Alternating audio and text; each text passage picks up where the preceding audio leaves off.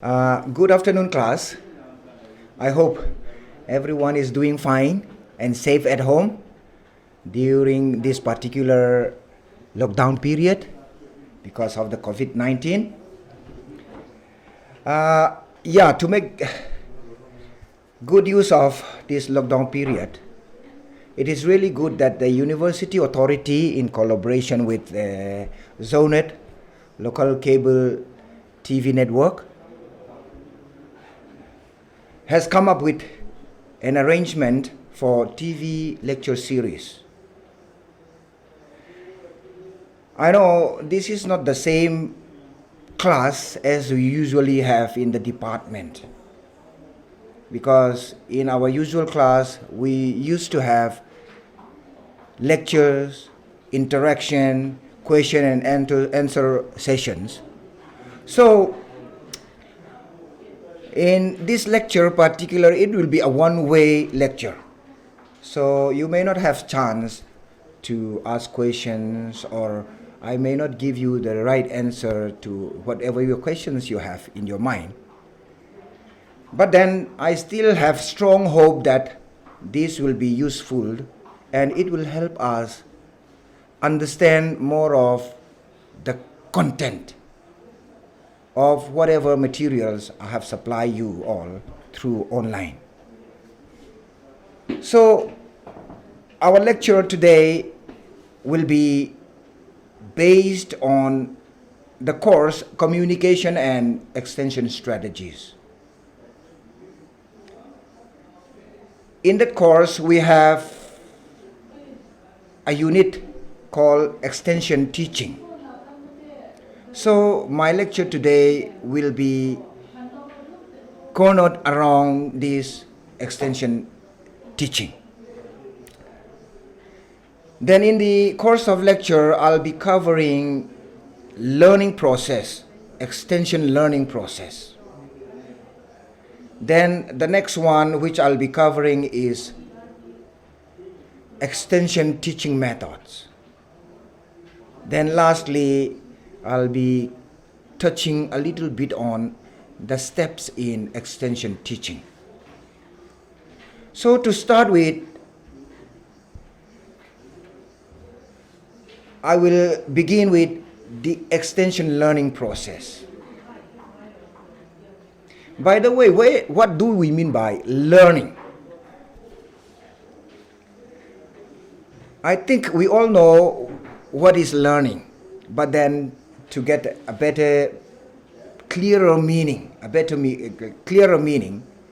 let me just read out the definition given by Legans in 1961. Here, the definition says, any change of behavior which takes place as a result of experience may be called learning. So the main purpose of learning here is change of behavior in the context of extension teaching. Then here he continues to say, learning is the process by which an individual, through his own activity, attains a change in behavior. It is an active process on the part of the learner. The essential role of an extension worker is to create effective learning situations. So with this, I think we are a little clearer now with the term learning. So in extension learning process, we have different elements in the learning situation. So let us see what are the elements of learning situation. Here you will see in the center point, you will see learner as the center point in the learning process. Then here we have teacher as one element. And here we have another one, subject matter. Then one other element is teaching methods, right? Then another one is physical facilities. So one thing we have to be very well versed here is that all these elements are interrelated. If you ask me which one is the most important element among these, I will say all of them are equally important. See, the teacher is there. In extension teaching, when we say a teacher, he or she has to be an extension agent, right? Then to get to have a successful extension program, you need appropriate teaching methods.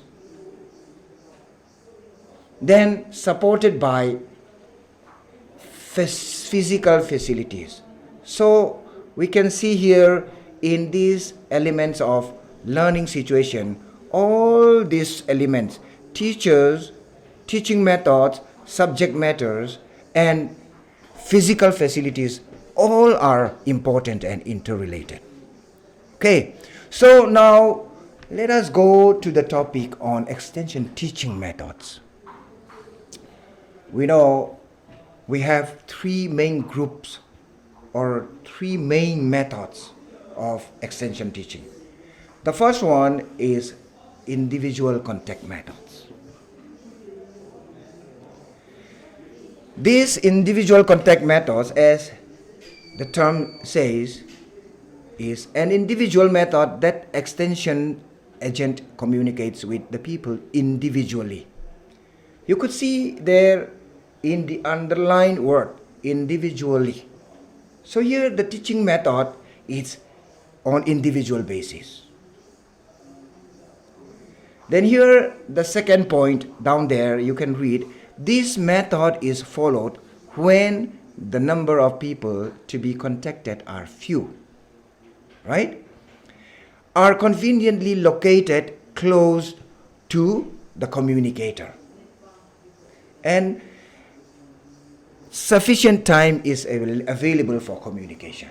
So these are the criteria in choosing the method which is called individual contact methods. Then under these contact methods, we have different kind of sub methods here. The first one is farm and home visit, right? Farm and home visit, it is like a face-to-face visit. An extension agent will go to the farm or the home to convey or to communicate to the farmers. It's a face-to-face contact method. Then farmers call. This method is usually done by farmers. They call the extension agent in their office to solve their problems. So they bring their problems to the extension agents. Then the extension agent will assist them to solve their problem. So it's still a face-to-face, individually contact between the agent and the farmers. Then personal letter. See, this personal letter is used mainly by the extension agent, the teacher. This can be used in place of a farm visit or home visit, because the extension agent will just write a letter to solve the problem of and explain the problem, how to solve their problems to the farmers. Okay, this is a personal letter. This is also a kind of individual method which is used in extension teaching. Then here we have another method which is called adaptive or communicate trial. Right? Usually you want to have a trial of some technology or some new information. Then you use a plot of one farmer's plot of land.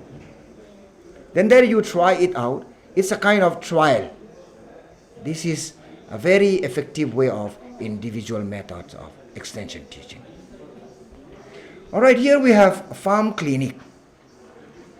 This is also still under the individual contact method. Farm clinic, it can be set up in the community, or it can be set up in the headquarters of the extension agency. And here the farmers would come up with their problems. Then after diagnosing the problems of the farmer, then the scientist or the extension agent would give them the treatment, right? And help them to solve their problem there, the problems of the farmers. Here we have another method called flag method. This flag method is developed by Acharya N.G. Ranga Agriculture University in Andhra Pradesh in the year 2010. And this flag method is also a very useful method in extension teaching. This flag method is just in simple way, it can be explained in this way, like the extension agent, in the absence of the farmers, would go to the farm and identify the problem of the farmers, the crops. Then he will put one flag which color is very bright and which will be like easily visible. Then in the plant, the crop which has a problem, like let's say for example pest attack, he will write the problem of that crop and put that flag near that crop. And on the back side of the flag, he will put the solution, suggested solution. Then we will go back.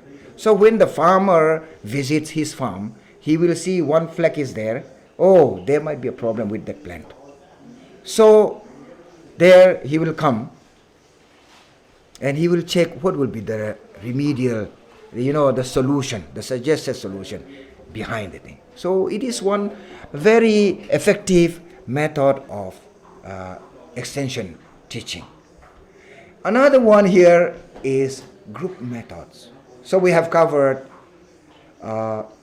individual methods. So now we come to group methods. What do we mean by group methods? Right? A group may be defined as aggregate of a small number of people. Reciprocal communication, here you see the underlying words will be more clear here. Reciprocal communication and integration around common interest. In this method, the extension agent communicates with the people in groups. Yeah, of course. Since it is group method, it has to be in group, right? And not as individual persons. Here, this method is adopted when it is necessary to communicate with a number of people simultaneously. Right? It's a group simultaneously who are located not far off from the communicator, and reasonably good time is available for communication. So in individual, it's individual contact which may take more time or which may take lesser time. But here in the group methods, we have to see the time is available and the people, a number of group of people which want to communicate are just close by. Right? Then what are the methods under these group methods? Result demonstration. We have this result demonstration, right? You find out some very good technology. You innovate some good technology. Then you want to share the result to a group of farmers. There you make a demonstration of the innovations. Right? So this is result demonstration. And another one is method demonstration. It is like a skill, imparting skills. Like let's say you want to introduce power tiller in the farm. Then the farmers may not know how to operate the power tiller. Right? So you teach them, you show them how to operate the power tiller. So this is a kind of method demonstration, right? With a group of farmers. Then group meeting. I think it doesn't require much explanation. Group meeting is very clear in itself, right? You convene a group, then you convey the message, you communicate the information you want to those group of farmers. Then small group training, okay? You may set a particular time wherein you call small group of farmers, then you give training, you impart training on a particular technique, a particular skill, particular information. All right. Then field day or farmers day. Here you can organize this kind of extension program with the farmers in the farm itself. So you can call it farmers day or field day, wherein the farmers will come to the farm where you have this extension program. Then you give the information you want with a little demonstration there. So such kind of field day and farmers day is very effective way of extension teaching. Then we have another one here, study tour or exposure visit. This kind of study tour or exposure visit is very useful because you can take a group of farmers in a particular community to the other community just to see how they practice their farming system there, right? And it can be, you can take the farmers to the other districts or the other states. Then it can be like visiting, exposure visit to other countries also. So it depends on your budget and your time. You can plan such kind of study tour or exposure visit when you apply these teaching methods. It's quite useful. Hands-on experience will be there. All right. The third method is mass methods. When we say mass, it has to be bigger than group, right? It has to be bigger than group. So in the mass method, what do we see here? In this method, the extension agent communicates with a vast and heterogeneous mass of people without taking into consideration their individual or group identity. Normally, group boundary gets obliterated here. This method is valid when a large and widely dispersed audience is to be communicated with a short time. Large group, widely dispersed, within a short time. So this kind of mass method is used when the audience is large and dispersed, and you have a short time to communicate with them, right? Then what are the methods, the mass methods? We'll see farm publication. Usually, in some places, they use farm publication to communicate the information to farmers. Farm publication is just a publication. It can be in the form of brochures. It can be in the form of leaflet. So such kind of farm publication is a very useful tools or methods in mass communication, right? Here, mass meeting. It's kind of gathering, a meeting of big groups. Then you call the big group, maybe hundreds or thousands of people, farmers. Then you convey the message or you communicate the information you want them to know, right? Another one is campaign. Here in the campaign, we can see different kind of theme here. We can have a theme here. Like let's say, you can have a theme, for example, water for life. Water for life. Then based on that theme, you conduct a campaign to a large group of farmers there. Then you can have a theme, grow more food for sustainable livelihood. Okay, grow more food. So with that theme, you can organize some kind of a campaign program there. So this is also a very effective way of communication. And it's under the mass methods. Exhibition. right? We organize, okay, exhibition, agriculture exhibition. Then we organize horticulture exhibition. This is a kind of method used to motivate farmer to learn on the new method or the kind of methods which will be helpful for them. So you bring the farmers, you organize exhibition, you bring the farmers to see it, then they will be motivated, right? They will learn how useful that technology is just by seeing the produce, the agriculture produce, right? So exhibition method is one of the best methods also. Newspaper. I think we don't need to explain much on this newspaper, right?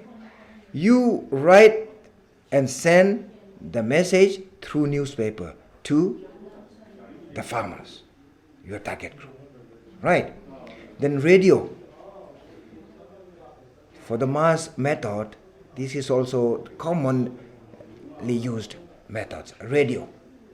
And when we say radio, mainly in the extension teaching, we focus on the farm and home broadcasting.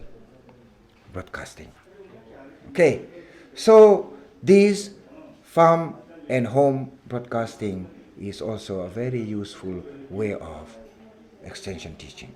Then we have television, right? Television, with one program you can cover thousands of people, like nationwide you can cover, right? So this is a very useful tool. Then here we have mobile short message service, and some people call it M agriculture. Then some people call it M Krish. It is a tool used to communicate larger group of farmers. You know, in India, we started using mobile in the early 21st century only. So from that time, this kind of new technology is used. And it is effectively being used by different extension agencies in the country. And which is very effective to communicate to farmers. All right, here we can see the selection of extension teaching methods.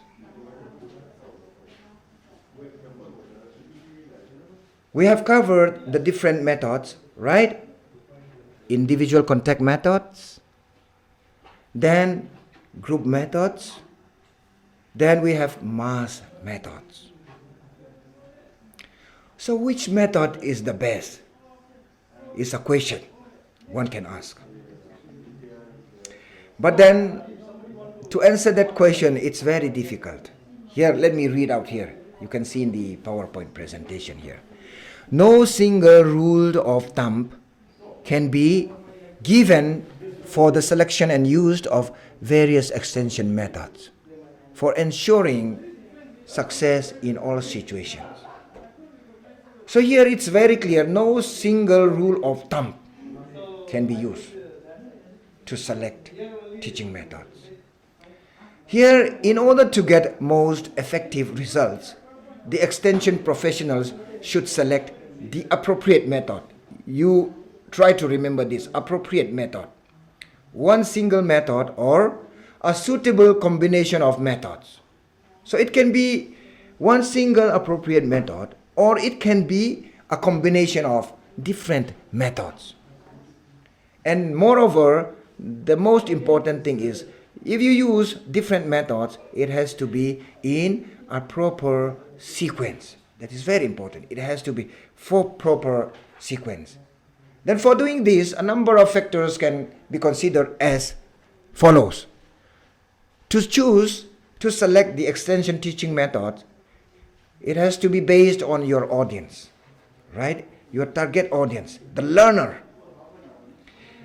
Based on the audience background, right, or their size, you can choose the methods which will be, like let's say, if you have a small group, you cannot use mass method, right?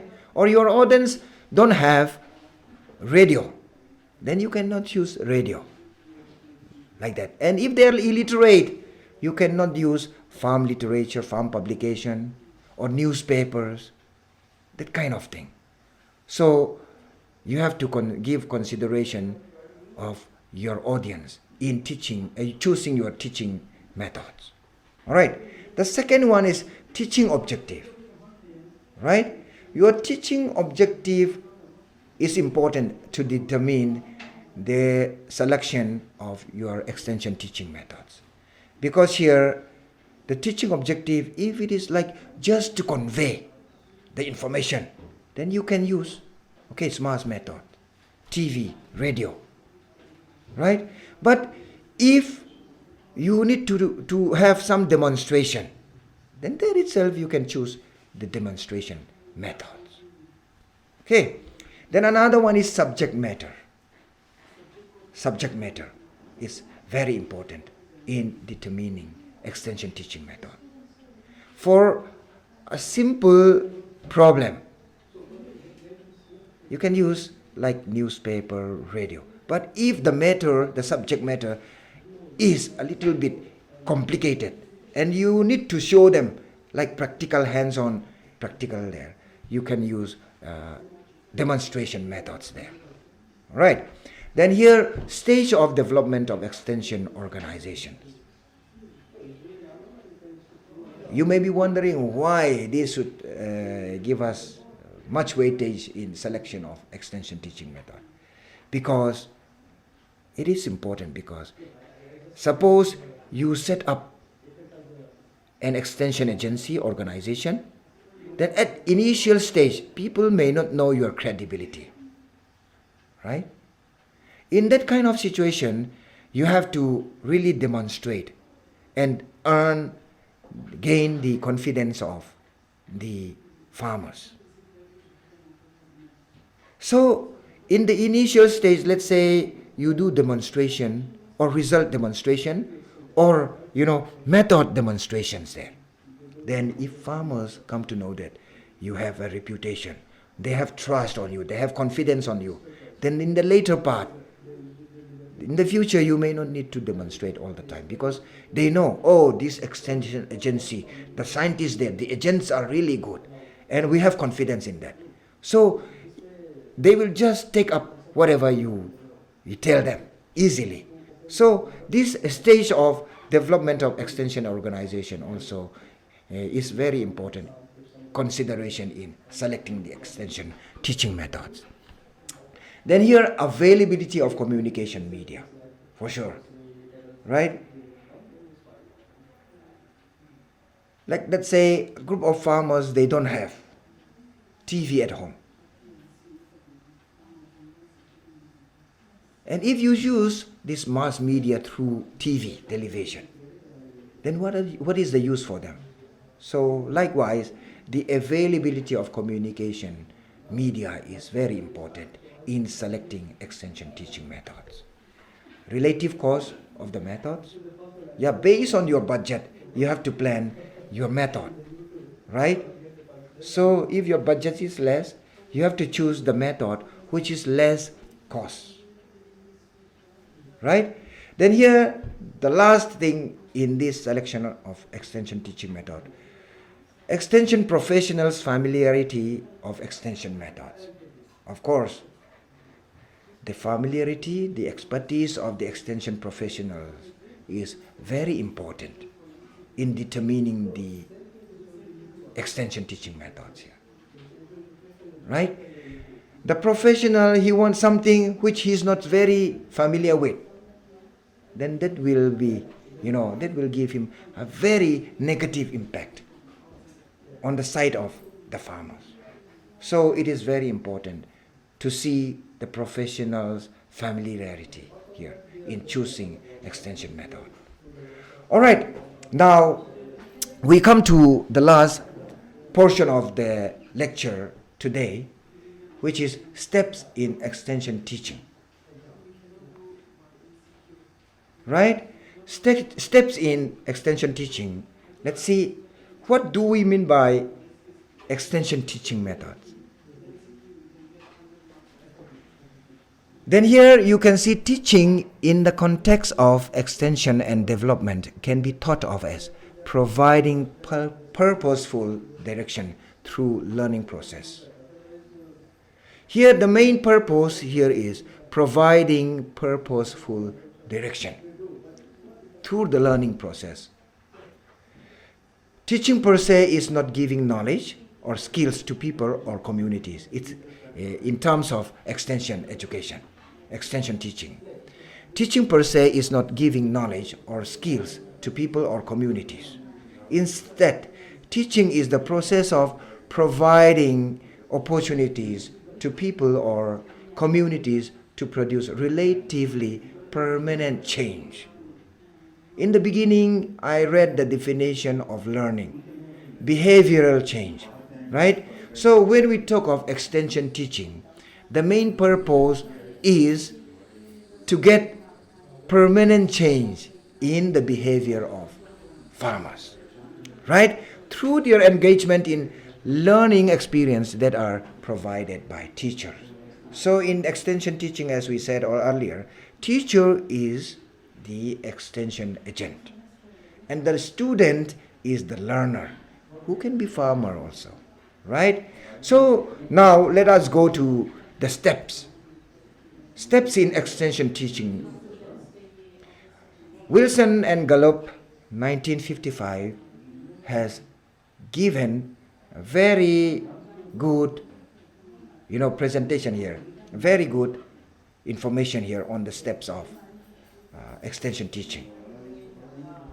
The first step here is attention.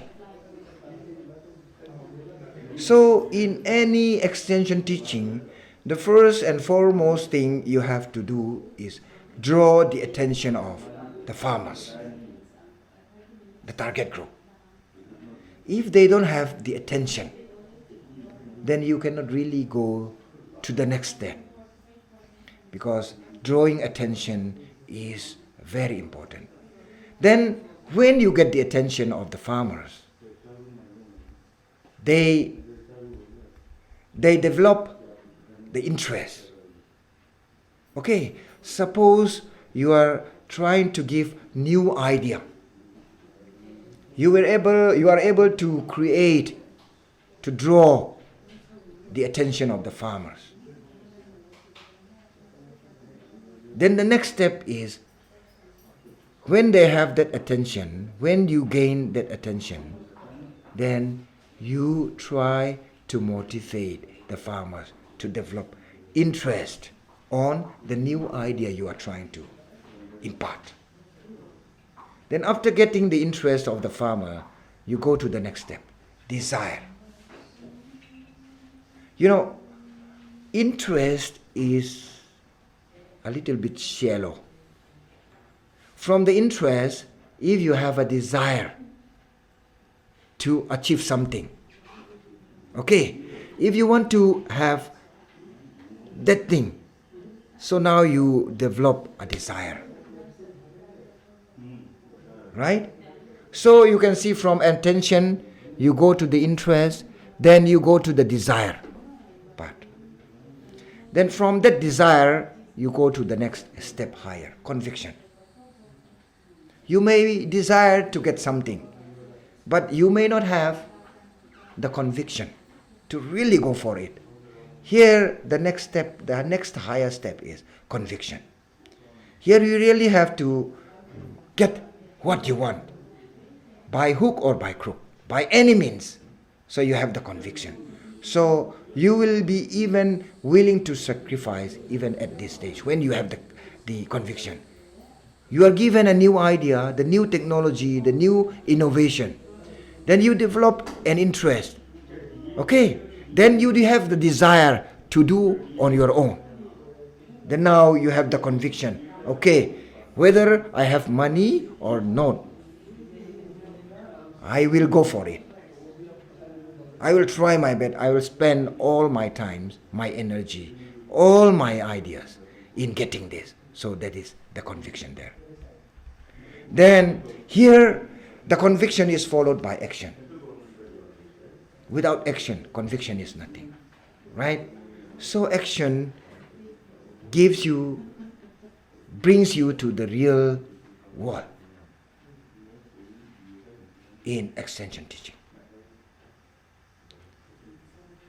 So when you do the action, the last step is satisfaction. This is the end goal of extension teaching. To get satisfaction, this is the aim, the main aim of extension teaching. So the first step, as we see, is attention. Then from attention, the farmers or the group of people develop interest. Then they have the desire to go for it. Then that desire is confirmed by conviction. Then with that conviction, you really go and take action. Then in the later part, you get satisfaction. The result is satisfaction. Then here, let's see how to get the attention. So this will help us to choose the methods also. Attention of people through various senses. Let's see how people give attention. Here you will see in the table, on the other side you will see the 5 senses there: seeing, hearing, smelling, touching, taste. And the percentage on which people give attention. Seeing, people give attention on the things they see, 85% of the attention. This is quite high, right? And hearing, by hearing people give attention, 7% of their attention. Smelling, touching, taste, those are not much important in extension teaching. The most important thing here to draw the attention is we can use visual seeing, because that can draw the attention of the people. Then hearing. That's why in extension teaching, it is very important to have a visual aid. Visual aid. Okay, seeing, 87. Hearing, 7. So a combination of audio-visual aid is very useful in extension teaching. Right? Before I end up my lecture, I want to read this saying which I quoted from the notes I have given you through online. Here, the first one is, seeing is believing. In extension teaching, seeing is believing.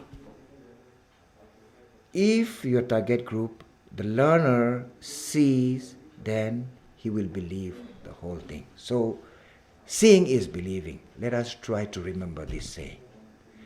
And another thing I want to read out here is, satisfied customer is the best advertisement.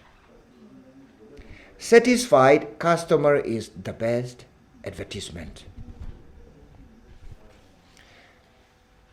In the business world, it is very much true, right? Satisfied customer is the best advertisement. If he's satisfied with the goods, then he will tell his friends, he will tell other people that this is very good.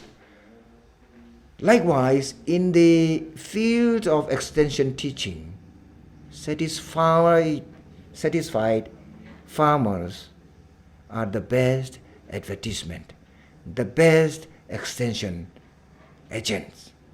So if the farmers are satisfied, you see there in the steps, satisfaction is the highest level. So when you reach there, and if the farmers are satisfied, then the success of the extension program is there is a very high chance of success in the extension program, because the farmers can themselves be used as extension agents in sharing the information, sharing the ideas you want to share. So with this, maybe I will end up my lecture here. So I hope this short lecture would be helpful for all of you in understanding the notes which I had given you through online modes. So this is just an additional or a clarification on the notes I have given you. So thank you and all the best.